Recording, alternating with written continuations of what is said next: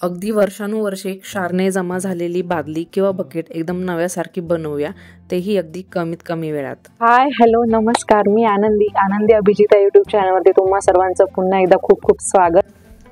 तर ही बादली बरीच जुनी आहे आणि रोजच्या वापरातील देखील आहे।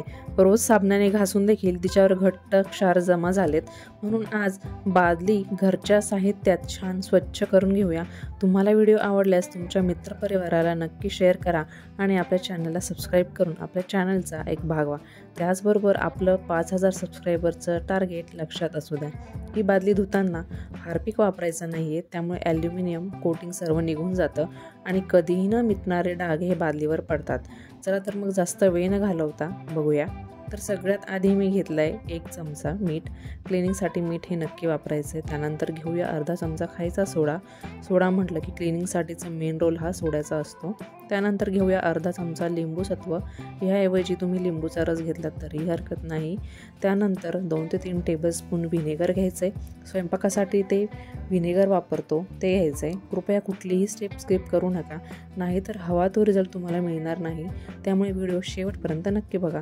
व्हिनेगरमध्ये सर्व मिक्स करून झालं की एखादी घासणी घ्यायची किंवा स्कॉच ब्राईट घ्यायचं, तो या मिश्रणात बुडवून ओला करून घ्यायचा आहे आणि ह्याच घासणीच्या मदतीने आपण बनवलेल्या मिश्रणाने बादली ही ओली करून घ्यायची आहे।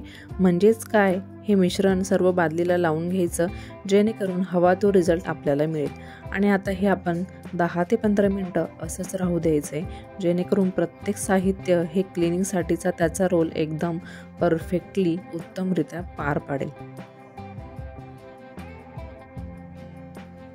10 ते 12 मिनिटांनी मी परत त्याच घासणीने हलकंसं घासून घेते। आतून आणि बाहेरून दोन्ही बाजूने आपल्याला हे हलकंसं घासून घ्यायचं आहे। डाग खूप घट्ट आहेत, त्यामुळे अजून तारेची घासणीने आपल्याला लागणार आहे ही बादली घासण्यासाठी। हा व्हिडिओ तुम्हाला नक्कीच मदत करणार आहे। अगदी भांडे खराब झाले म्हणून आपण ते टाकून देतो, पण तसं न करता ही पद्धत वापरा, 100% रिझल्ट तुम्हाला नक्कीच मिळेल। प्रत्येक स्त्रीला उपयोगी पडेल अशी ही पद्धत आहे, त्यामुळे प्रत्येकीपर्यंत हा व्हिडिओ पोहोचवून त्यांची मदत नक्की करायची आहे। आता ह्या व्हिडिओमध्ये मी तुम्हाला 3 स्टेप सांगणार आहे, त्यामुळे व्हिडिओ तुम्ही स्किप नाही करायचा, तर पूर्ण बघायचा आहे, जेणेकरून तुम्हाला हवा तो रिझल्ट मी ह्या व्हिडिओमध्ये किंवा ह्या व्हिडिओच्या मदतीने मी तुमच्यापर्यंत पोहोचवणार आहे। तर आता ह्या घासणीने थोडंफार घासून झालं की आपण दुसरी स्टेप बघणार आहोत। तर डिटर्जंट पावडर घ्यायची आहे, त्याबरोबर तारेची घासणी घेऊन संपूर्ण बकेट ही घासून घ्यायची आहे। तुम्हाला नक्कीच फरक या स्टेपमध्ये दिसेल।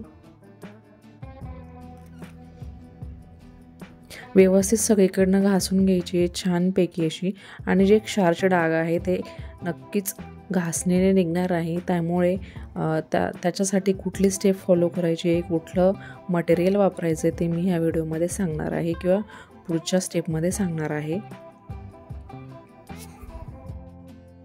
अगदी आगळ्या वेगळ्या आणि छान छान अशा रेसिपीज आपल्या चॅनलवरती नेहमी अपलोड होतात। प्रत्येक आठवड्यात सोमवार, बुधवार आणि शुक्रवार आपल्या चॅनलवरती प्रत्येक व्हिडिओ ही अपलोड होते, प्रत्येक रेसिपीची व्हिडिओ ही अपलोड होते। त्यामुळे आपल्या चॅनलवर सबस्क्राईब करा, त्याचबरोबर इतरही व्हिडिओ बघा आणि तुमच्या मित्रपरिवाराला नक्की शेअर करा।